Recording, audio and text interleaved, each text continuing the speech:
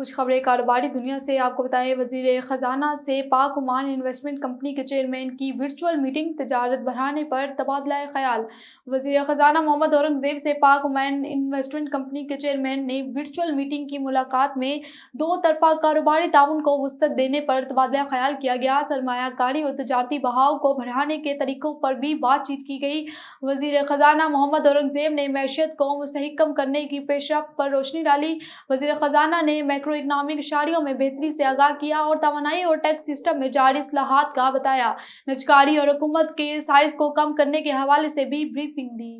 اور state bank کی monetary policy committee 12 ستمبر کو معاشی اعداد و شمار کا جائزہ لے گی۔ اسٹیٹ بینک کی رپورٹ کے مطابق اگست 2024 میں مہنگائی کی شرح 34 ماہ کی کم ترین سطح تک گر گئی۔